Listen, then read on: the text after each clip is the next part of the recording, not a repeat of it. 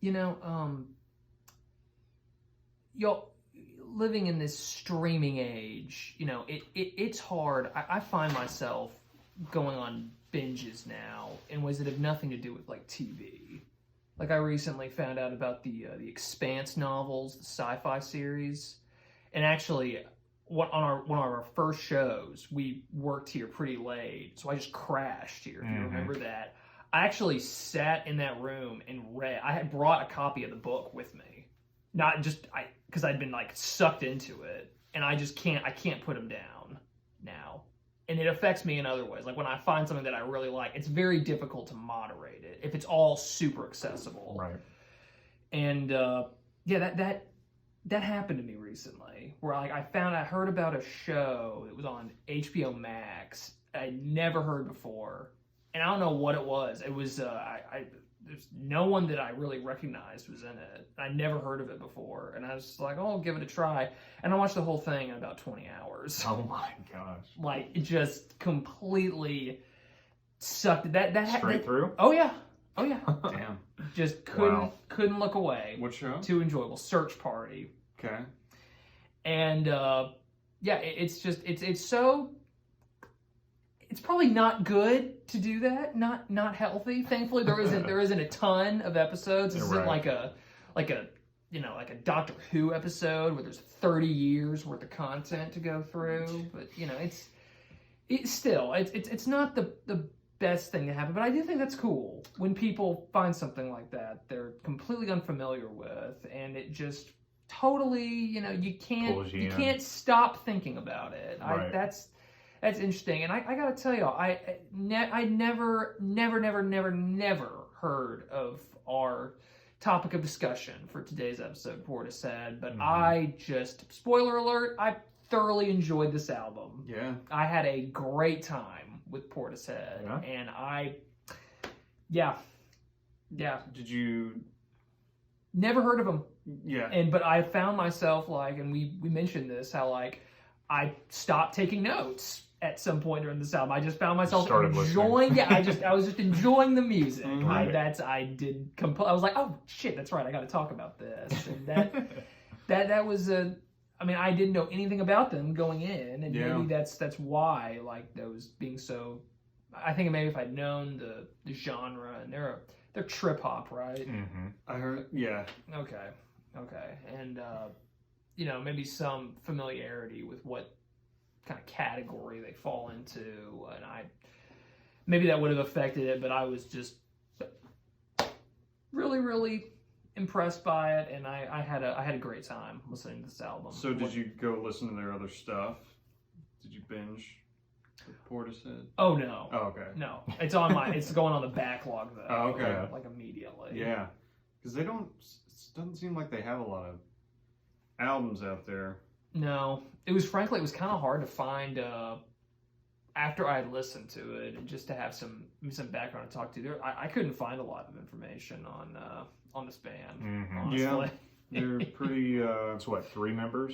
Is that right? I couldn't. It says 3, and sometimes a 4th is credited as a producer. Gotcha. Okay.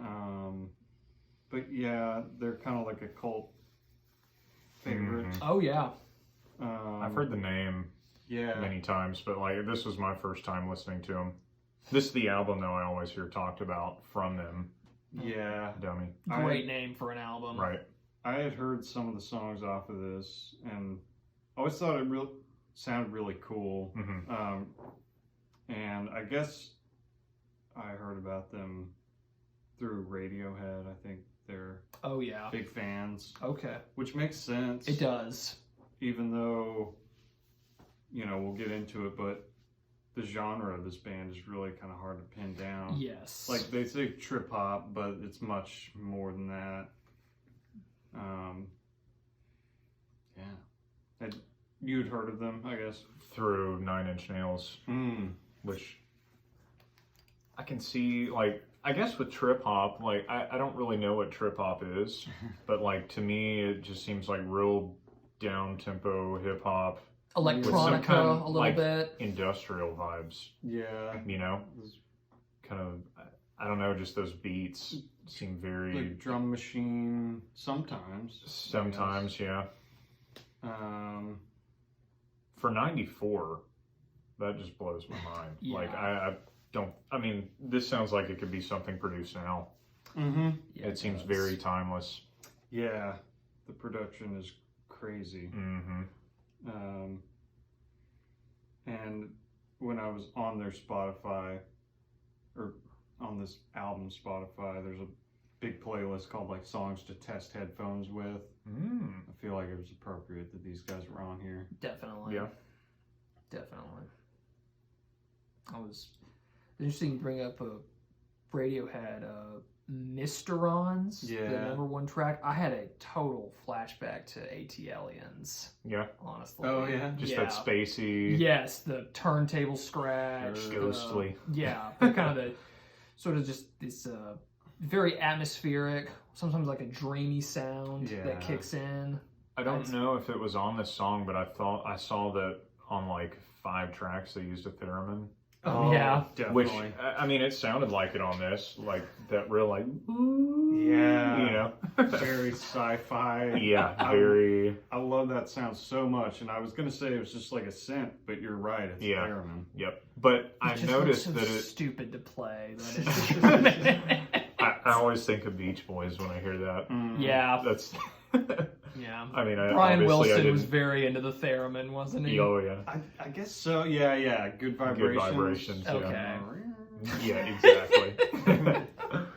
I always think of Jimmy Page, because like they would have like that 10-minute or 20-minute version of like Dazed and Confused where he would just stand there like a magician and like swing his hand around the theremin. That's funny. Make all kinds of trippy, far out sounds. Yep. Speaking of Jimmy Page, I saw too they use a Rhodes a lot. Oh yeah? Yeah, which I thought was interesting.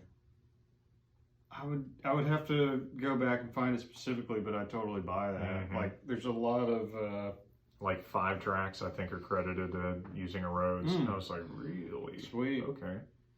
Yeah, there's some nice sounding instruments on here. Like the guitar is very reverby. Yeah. Definitely. Huge. That first track might be my favorite. I loved it. Yeah, it was good. The first time you hear it, it's just like, wow, this is a different sounding thing. To me, it's got a real ambient sound, but it's just like so dark and down. It is the dark. whole time. Yeah. Like it's just such a... I think the album cover for me it just goes perfcly with the music. 100%. I don't really know. I read that it's from a short film that the band made called like Killing a Dead Man. Interesting. Which also a good name. Yeah. But it just is a creepy kind of gothic looking title or album cover. Excuse me. But yeah, that first like little scratchy sound almost sounds like Satan or something. Yeah. It's very like creepy to me. But I thought it was cool. Yeah. I like all the like actual like vinyl scratching. Oh yeah. Throughout. Oh yeah. Yeah, it's kind of a funny combination. Like you've got scratching, and then her vocals are very kind of like, a little bit jazzy. And I read something that said it's kind of like a pseudo like cabaret sound. I was like, that's a really good word to describe it. It is very effective. Yeah. I feel like I'll get crucified for making this comparison, but like, it sounded to me like a mix of Dido and Sarah McLachlan. Yeah. I can totally hear that. That's a solid comp, I think. And I thought... but like the best qualities about those two. Yeah. I thought Tori Amos at some points. Like, her voice reminds me a lot of her. I want to say the song was... It might have been Glory Box. It's a Fire. It's the one where I was like, dude, this sounds just like Sarah McLachlan. Yeah. I mean, she's... got some vocal tricks. Glory Box, we don't have to go into it, but that's the one with the violin, isn't it? Is there a sample of that in there? Possibly. Let me check. Okay. On my headphones. Yeah, I've noted something kind of interesting on that song that is not mentioned anywhere on the Wikipedia page, so I don't know if I'm off in thinking this, but we'll get to it when we get there. On Glory Box? Mm-hmm. Yeah, I'm glad we were talking about like the cinematic quality of this music, because definitely "Sour Times" was the song that definitely made me think of like, wow, like we need like the credits of a movie rolling for this. This is like something you hear in a friggin' Bond movie. So this was one of the singles, right? I think so. Off this album. Yeah. I think this, maybe "Numb" and "Glory Box" were the singles. I think that's right. It's so dark. Yeah. Glory Box is the one that has a little violin going. Gotcha. Or some kind of string. Gotcha. But man, what a vocal powerhouse. Glory Box? No, well, just the singer. Oh, yeah. I need to find her name. Does anybody know her name? I couldn't find it either. Beth Gibbons. All right. Gibbons? Like with Gibbons. a P? No, like Billy. Got it. Billy. B. Gibbons. Yep. Biggie. Yeah, and these people are from England. Yeah. Nice. Apparently the name Portishead is like the name of a town. A nearby town, because they formed... Is it haunted? Huh? I said, is it haunted? It sounds... Has to be. Like most English places, yeah. They were formed in Bristol. The band is named after a nearby town of the same name, 8 miles west of Bristol, along the coast. It's a badass name. It is. Yeah. It is. I almost wondered if Radiohead got their idea to name themselves like something Head from this band. But I think Radiohead formed before. I was going to say, these guys were what? Early 90s, maybe? This album came out in 94. This is their debut, right? Yeah. It is? Okay, Yeah. Gotcha. Well, if this is their debut and they had a video before this album, like you said, it's from a short film. Yeah. Like, I imagine they were maybe playing together before this dropped. That's possible. I actually, now I'm remembering that Radiohead is a lyric from a Talking Heads song. But I wonder what they thought of the movie, the movie concert thing that American Utopia. Yeah, that's it. Hey, Radiohead. Yeah. I do wonder if they watched that. I'll bet they were into it. Yeah. It was a solid show. I can see that. Yeah. That chorus on this song. What were you gonna say? No, nothing important. I was just gonna say I think this album was on our lists, like our collective list. I put it on mine, I think. Okay. Just because I had heard so much about it, how influential this was. Glad you remembered to put it on there. Yeah. I've seen it come up a lot. Always see them mentioned with Massive Attack. Yeah. Like they go hand in hand. I know we've done so much trip hop. Right.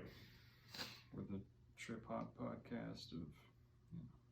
That'll be the side project.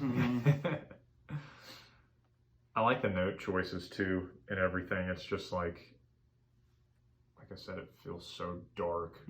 All of it. Yeah. I mean, I guess it's kind of what trip hop is. Like, it's just got that real slow, down tempo, dark.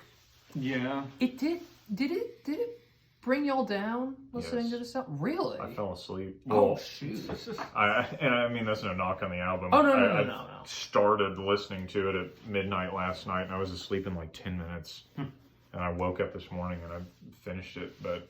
I don't think it totally brings me down. I think that the singer might have a lot to do with that. I love the voice. Yeah.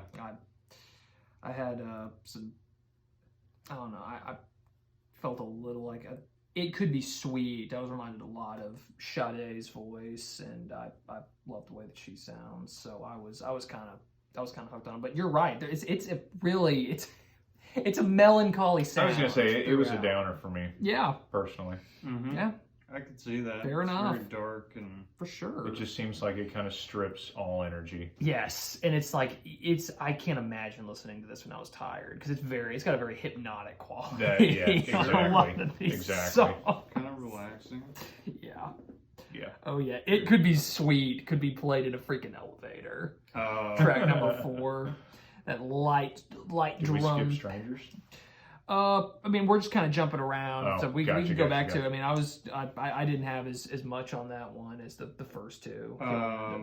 This yeah. one had like a clock going off, like an alarm clock. Oh, sound. Strangers? Yeah. Yeah. Some kind of Big shrill bass. Yeah. Yeah, and then it went into that really quiet sounding verse. Yes. Like almost sounded like a different song for a while, and then, you know, the big bass comes back in, drums. Yeah. Right. Lots of cool, fun, like production tricks like that. Yeah. Like, just super creative. Nothing really cliche or predictable. No. For me. Very consistent. Yeah. Like, I felt like it was very true to the sound throughout. Yeah, yeah. Without kind of sounding monotonous. I mean, there weren't just a ton of songs that like stood out to me. Like, you know, I definitely want to, you know, remember to play this song again. But I really liked the album. Yeah. I would probably have to give it like an 8. This is the kind of thing that is probably not going to get produced anymore. Just because like the full experience really, for me at least, was more than any individual, Yeah. like, you know, single or track that I liked. Like Right. I was kind of surprised with that there was a single from this Yeah, album I because know. like nothing really overshadowed anything else. Yeah, I think this was a commercial flop. Yeah. But Yeah, I can't see this being. they have a huge legacy. Like everything they've released has received really good reviews. You know, It's the Conan O'Brien of trip hop music. yeah. I'm just kind of scanning their Wikipedia page. But Okay. y'all- Okay. I'll go for it. Okay. Let's see. God,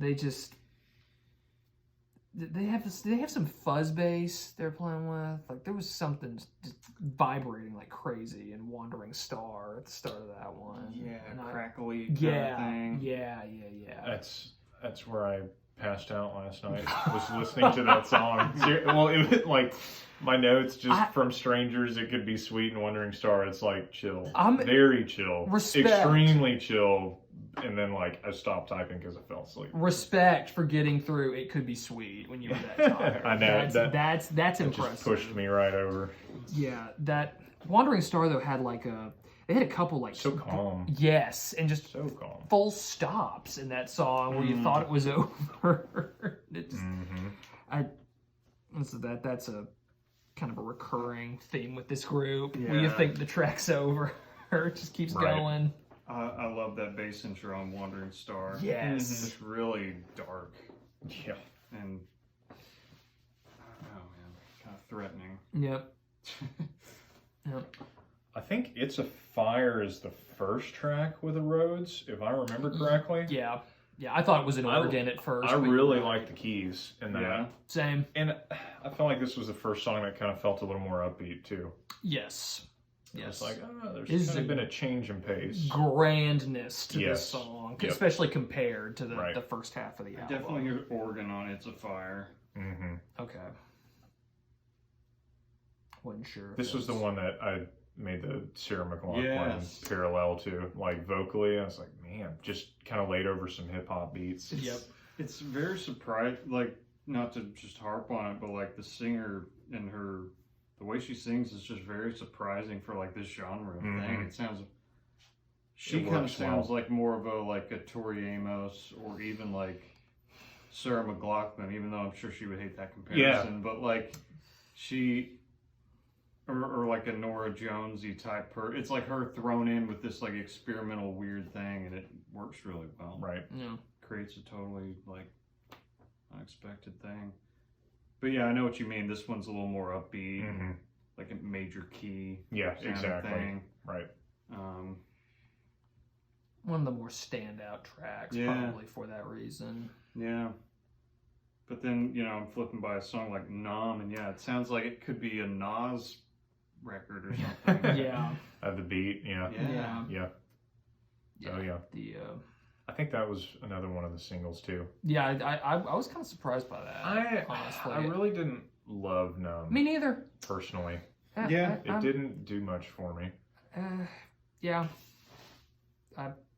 Again, I was surprised. Yeah. that was one of the more popular. I was for too. X. Like looking. So I listened to it on Spotify, and it's like, I think 3 out of the top 5 tracks are from this album. Yeah. And I think it was, if I remember correctly, Sour Times, Numb, and Glory Box. Okay, 2 of those make sense. Right. I think. But The singles. Yeah, Yeah, exactly. Yeah. Yep. What do you guys think of Roads? Speaking of the roads. I was going to say, speaking of the Roads, with the Keys intro That's too. exactly what they're doing. Yeah. Yeah. Did not catch that. I kind of liked this one. Me too. I like the feel on this track a lot. I thought it was a cool track. I liked the air guitar sound they got on this one. the Right. elongated notes, the droning bass line. I thought it was a cool sound. Yeah. On this No, one. I liked Roads And quite a bit. they changed tone quite a bit on this album. From the kind of that fuller, more like just power sound, and It's a Fire to the kind of quick beat of Numb, and now this is just as. I was kind of had whiplash by the time I went back into this album. Just back and forth. Yeah, just throwing songs out there. Yeah. There was another synth or keyboard that they used too, and if I remember correctly, I think Rhodes has whatever this thing was that they used. I'm gonna look and see if I can find it real quick. Yeah. I want to say it was like a Hughes or something. I might be saying that wrong. Let me see. You mentioned the sounding timeless, and I think like comparing this to something like the Massive Attack album we did, I feel like the Massive Attack sounds kind of dated in comparison. I think though that was Heligoland. Yeah. Heligoland. Yeah. I think Mezzanine Oh. is timeless. Yeah. And that, I mean, that was what, 10 years after Mezzanine. Yes. And I think That could be part of the reason. I was going to say, listening to one of the other albums that is on our list, and it being more of a pop album, I was like, man, this thing came out a couple years ago and it already sounds so dated, because it's like a lot of the lyrical content and stuff, it's like it's relevant to that specific time. And I feel like that dates a song horribly. Yeah. You know what I mean? When you talk about something that's kind of trendy, it's like it just doesn't age well. No. It's an immediate turn off for me. Yeah. Like, I think you probably know what I'm talking about. I think in the Mac Miller album, like, not to pick on that one, but like he said something about like texts I should have sent or something, and not that that's like trendy, but I don't know. Anytime I hear like texts or like cell phones referencing songs, it's like, I don't know, man. Yeah. And is it Hypnotize, the Biggie song where he says LX4.5, talking about a Lexus LX450? I'm like, God, that's so old. What is that? Stuff like that, like where it ties it specifically to like, that vehicle had like a couple-year production run. It's like, oh man, that kind of dates it a little bit. I mentioned nostalgic. But... I mentioned AT Aliens, and I think they reference O.J. Simpson's Ford Bronco. So but see the sound of that album to me is so timeless. Like they could have put that out last year. Yeah. I feel it. I mean, the music for me is definitely. I mean, I love Andre and Big Boy, but the sound, the music of that album is really what made it appealing for me. Yeah, I think hip hop can kind of fall prey to like sounding dated. Oh yeah, especially because like they use a lot of technology. Yeah. To create their music, with synths and software to record. So like naturally that stuff like changes every year. Yeah. Right. Whereas like this, they've got like traditional instruments. By the way, I think it was the Hammond organ. That I was going to say, I just had it pulled up. I was looking at the track list for the Yeah. Rhodes and the Hammond. Yeah, and I think especially when you use these classic instruments that have been around forever, in combination with other stuff like, I mean, this uses drum machines, I think, and lots of electric sounds, but I don't know, for me, it just makes trumpet it better. Yeah. yeah, it can be too much for me if it's just purely like electronic sounds. Yeah. Right. You Yeah, tune because out. Yeah. it's like that almost kind of dates something to me too. For sure. Like being too. Yes. I don't know. Yeah. I don't know. Yeah. Pedestal. I like how you mentioned just a second ago, like kind of sounded like it could be off like a Nas album. Yeah. And that album, you know, was like real, like what, neo jazz, Yeah. I think is what some of those beats were described as. Like this with that trumpet.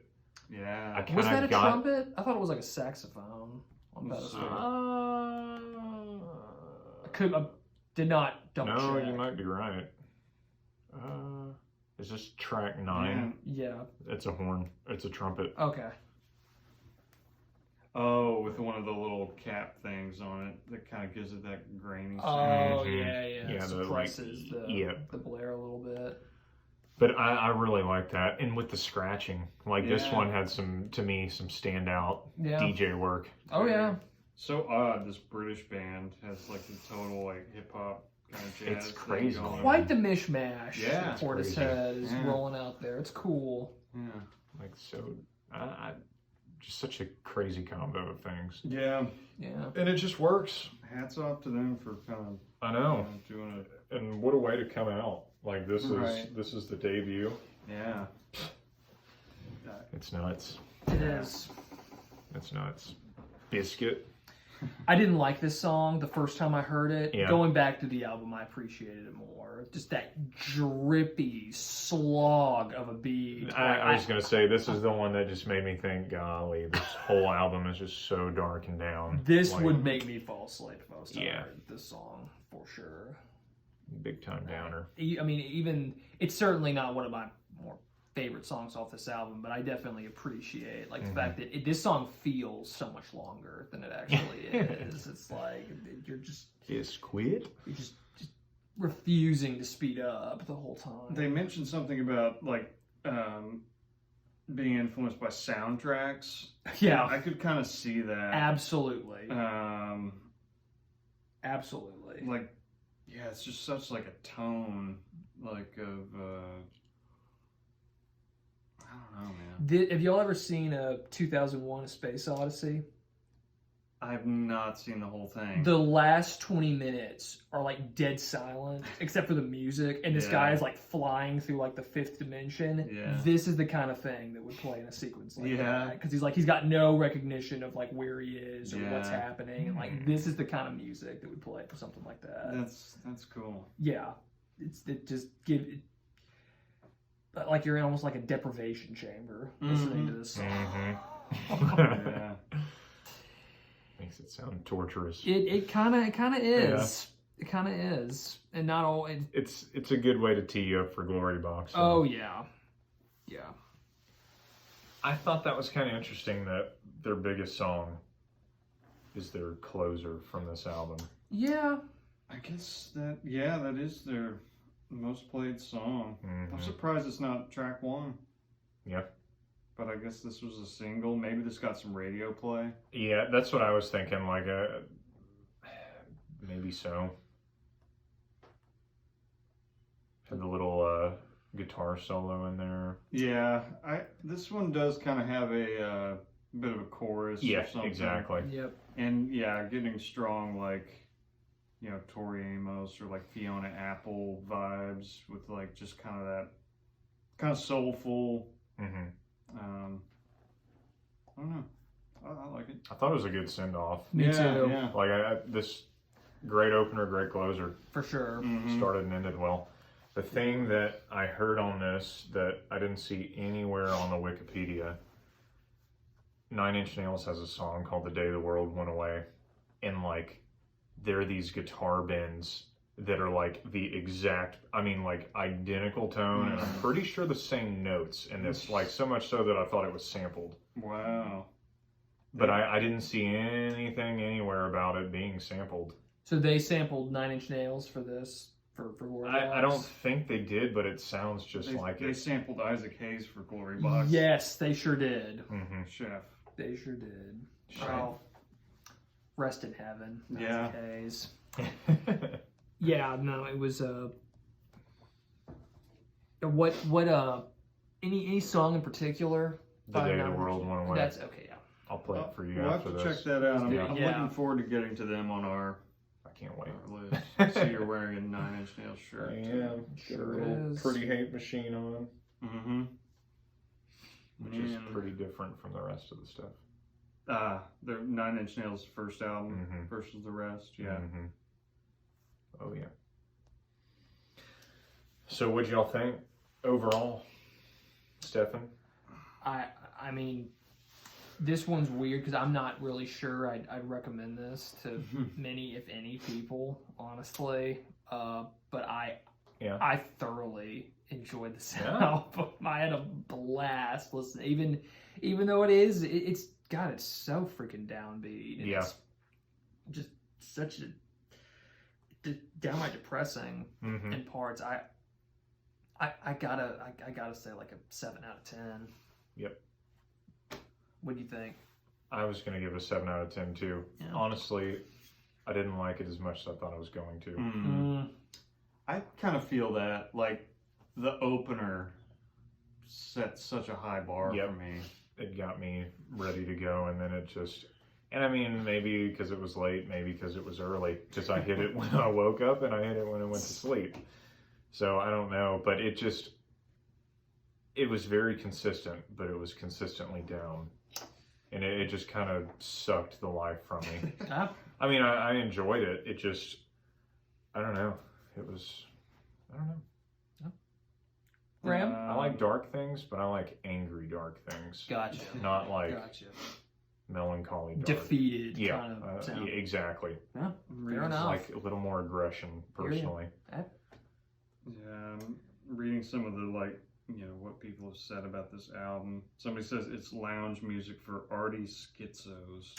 Wow. Who Ooh. wrote that? That's a hot take right there. That's a great sentence, though. Tim Marsh of Select wrote, Bravo, jumbling Mr. up Marsh. hip-hop, blues, jazz, dub, and John Barry-esque TV theme tunes with the edgy lyrics and Valium vocals of Beth Gibbons. Interesting. It's lounge music for arty skits. I don't know if that's an insult or what. Maybe edgy, I guess, can mean different things to different people. Yeah. That's not what came to mind for me when I thought of these lyrics. Lounge music. Valium for arties, sure. schizos. Valium lyrics. That's a great descriptor. Yeah. Yes.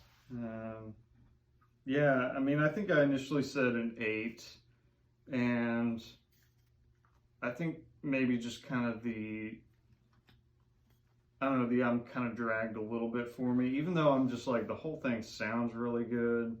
They're so, creative, I think. Like, none of it sounded like derivative to me, or like, maybe 7.5.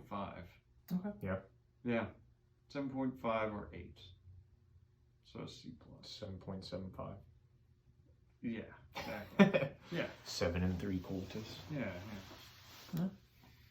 Platform 7 3/4. Right.